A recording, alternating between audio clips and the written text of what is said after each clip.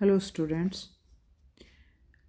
BA first year first sem से related एक question paper के बारे में और डिस्कस करेंगे जो आपका कब आया है नवंबर 2023 में। मतलब जो लास्ट आपका हुआ है अभी, जैसे हम 24 की बात कर रहे हैं, तो इससे पहले वाला जो क्वेश्चन पेपर है उसके बारे में डिस्कस कर लेते हैं कि आया कैसा था और कौन कौन से क्वेश्चन उसमें थे। तो सबसे पहले अगर हम बात करें फर्स्ट यूनिट के जो क्वेश्चन हमारे हैं, उसमें आपका एक क्वेश्चन आया हुआ है, इतिहास को परिभाषित कीजिए और इतिहास व अतीत के संबंधों को स्पष्ट कीजिए। तो ये क्वेश्चन आपके एक या दो क्वेश्चन पेपर जो पहले के हैं उसमें रिपीट हो चुका है भाई। तो इसमें आप क्या है, इतिहास का अर्थ बताओगे, इतिहास और अतीत क्या है उसके जो संबंध है उसके बारे में बताओगे, और फिर इतिहास के बारे में थोड़े से जो सोर्सेस वगैरह हैं या इतिहास की जो अवधारणा है वो आप यहाँ बता सकते हो। तो ज़्यादा बड़ा क्वेश्चन आपका यहाँ ये नहीं बनता है। उसके बाद दूसरा, हड़प्पा सभ्यता की विशेषताएं पूछ रखी हैं भाई। ये आप अगर ये दोनों क्वेश्चन आ रखे हैं तो आपको इसमें से हड़प्पा सभ्यता की विशेषताएं करनी चाहिए। जैसे आपकी सामाजिक है तो ज़रूरी नहीं कि आप इसके A to Z सारे के सारे पॉइंट बताओ, दो तीन बता दो या फिर पैराग्राफ हैं उसको आप बताओ। ऐसे ही धार्मिक का और ऐसे ही राजनीतिक का, और लास्ट में फिर आपका निष्कर्ष। सेकेंड यूनिट की अगर हम बात करें तो वैदिक के काल की जो विशेषताएं हैं वो भी सारी की सारी नहीं, सामाजिक आर्थिक जो विशेषताएं हैं वो पूछ रखी हैं पूरी डिटेल से। तो इसमें ऋग्वैदिक उत्तर वैदिक काल की जो सामाजिक और आर्थिक स्थिति है उसके बारे में आप बताओगे। उसके बाद नेक्स्ट हम बात करें, जो फोर्थ क्वेश्चन हमारा है वो कौन सा है। तो फोर्थ में आपका है महावीर स्वामी के जीवन और शिक्षाएं। देखिए, आप जितने ज़्यादातर क्वेश्चन पेपर देखते आ रहे हो, अब तो देखो एनपी के कारण कुछ चेंज होगा। यूनिट जो थर्ड है उसमें सेकंड यूनिट का पार्ट ही कुछ चला गया, कुछ लेसन इन्होंने निकाल भी दिए हैं।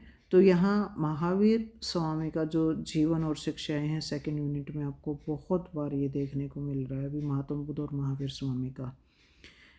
फिर उसके बाद है मौर्य काल के प्रमुख स्रोत यहाँ पूछ रखे हैं। तो जो सोर्सेज हैं मौर्य काल की जानकारी के, जिसमें आप अर्थशास्त्र के बारे में डिटेल से बता सकते हो, इंडिका के मैगस्थनीज के इंडिका के बारे में बता सकते हो, विशाखा दत्त के मुद्रा राक्षस के बारे में बता सकते हो, जो अशोका के जो शिलालेख स्तंभ लेख हैं वो आप बता सकते हो। तो ऐसी बहुत सी चीज़ें हैं जिससे कि आपको मौर्य काल की जानकारी प्राप्त होती है, तो वो सोर्सेज यहाँ हो सकते हैं।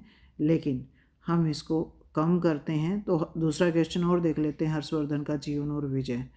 तो अगर आप दोनों में से तैयार कर रखा है तो आपने हर्षवर्धन के जीवन और शिक्षाओं के बारे में आप बता सकते हो। बाकी ऊपर वाला भी आसान है अगर करना चाहते हो तो भाई। नेक्स्ट क्वेश्चन, नेक्स्ट जो यूनिट है वो मैप की है हमारी। तो मैप हमारा एक तो कुषाण काल का ही पूछ रखा है, कनिष्क के संबंधित, और दूसरा अशोका का मैप पूछ रखा। तो दोनों ऐसे मैप आए हुए, नहीं तो ज़्यादातर देखने को मिलता है कि हड़प्पा सभ्यता का आ ही जाता है। तो इसमें से कौन सा आप करना चाहते हो जो आपको अच्छे से हो भाई, वो आप मैप यहाँ अटेम्प्ट करना।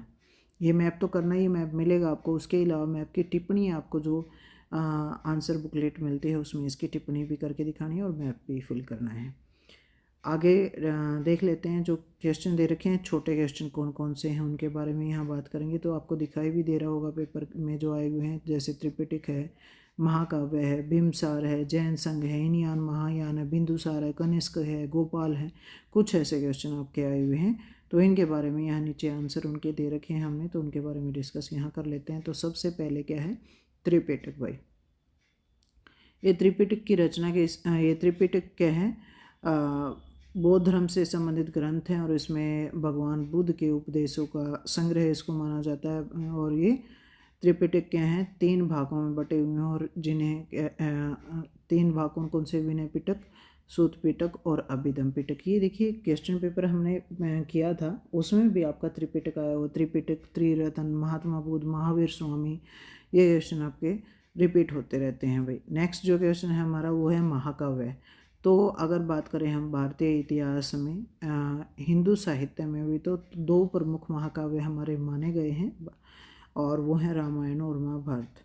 तो रामायण की रचना किसने की थी, महर्षि वाल्मीकि ने की थी, और महाभारत की रचना क्या है, महर्षि वेद व्यास ने की थी। आपके देखिए ये तो महाकाव्य पूछ रखे हैं यहाँ, कई बार आपका वेद व्यास और कई बार आपका वाल्मीकि भी 2 नंबर में आता है। तो वो उनके पूछें तो आप बता सकते हो कि इन्होंने कौन से महाकाव्य की रचना की। और इन महाकाव्य से क्या, भारत की जो प्राचीन इतिहास है उसकी जानकारी हमें मिलती है। रामायण में क्या बता रखा है, महाभारत में क्या बता रखा है, वो भी आप यहाँ डिस्कस कर सकते हो, बता सकते हो भी। नेक्स्ट है हमारा बिम्बसार। बिम्बसार मगध के प्राचीन राजा के तौर पर जाने जाते हैं और इसका बेटा क्या है अजातशत्रु है वो शासक बनता है और गौतम बुद्ध के समकालीन इसको माना जाता है। हिरण्यक वंश का संस्थापक ये था बिम्बसार। और हिरण्यक वंश या इसको पितृहंता वंश भी कह करके पुकारा जाता है क्योंकि क्या करता है राजकुमार अपने पिता की हत्या करके गद्दी पर बैठता है। ऐसा अजातशत्रु ने भी किया था और उसके बेटे उदयन ने भी किया था। हिरण्यक वंश का शासनकाल 544 से 412 तक यहाँ बताया है। फिर एक क्वेश्चन आया हुआ जैन संघ। तो महावीर स्वामी ने पावा में जैन संघ की स्थापना की थी और इसमें जिसमें 11 प्रमुख अनुयायी जो उसके गणधर या गंधर्व कह करके इनको पुकारा जाता है भाई, ये थे। इनको ये अपनी शिक्षा दीक्षा देते हैं और ये पहले गणधर इनके कहलाए हैं इंद्रभूमि में से। और गणधर क्या है महावीर स्वामी के ये पहले अनुयायी थे। और अब जैन संघ क्या जैन संघ स्थापित कर दिया, इसमें सभी जो भिक्षु हैं उनको शामिल किया गया, उनके नए नियम कानून निश्चित किए गए। तो ये सारे जैन संघ में होता था। अभी फिर हीनयान और महायान। हीनयान क्या है बौद्ध धर्म से संबंधित हैं भाई, उसके दो पंथ हैं, दो भागों में बट गया था बौद्ध धर्म हीनयान और महायान में। तो हीनयान जो प्राचीन रूप था जिसमें महात्मा बुद्ध के विचारों को आगे प्रसार किया गया, मूर्ति पूजा का और संगीत का मूर्ति पूजा और ये जो बाह्य आडंबर थे इनका विरोध किया गया। महायान क्या जो नया रूप निकल करके आया जिसमें महात्मा बुद्ध की मूर्तियाँ बना करके भी पूजा की जाती थी।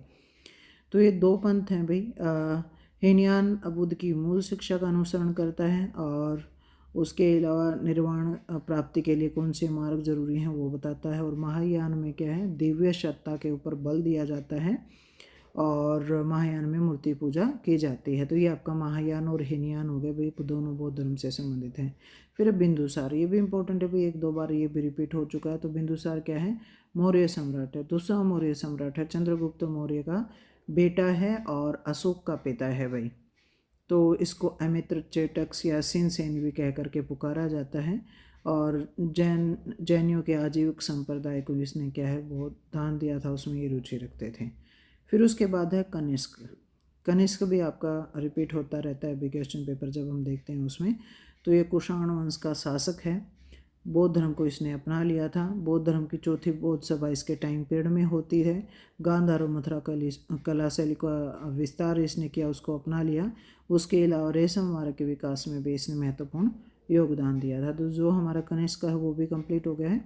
उसके बाद लास्ट जो क्वेश्चन है इस का वो है गोपाल। गोपाल पाल वंश का संस्थापक था भाई और पहला शासक था। 750 ईस्वी में इसने वंश की स्थापना की थी। और इसके टाइम पीरियड में या इसके बाद आपको देखने को मिलता है कि त्रिपक्षीय संघर्ष चल पड़ता है। त्रिपक्षीय संघर्ष किसको लेकर के चला था, कन्नौज को लेकर के चला था भाई। और ये किस में हुआ था, पाल प्रतिहार राष्ट्रकूटों के बीच में। तो गोपाल क्या है पाल वंश का संस्थापक है, इसका विकास करने का वो प्रयास करता है। तो ये हमारे क्या है ये क्वेश्चन ऑफ पेपर हो गया। तो अभी तक हमने 3 या 4 क्वेश्चन पेपर आपके कर लिए हैं भाई। अगर फिर भी ये लगता है कि कुछ कमी रहेगी और हमें और कुछ तैयारी करनी है तो आप बता सकते हो मैसेज करके, नहीं तो आप इसकी अच्छे से तैयारी करो भाई।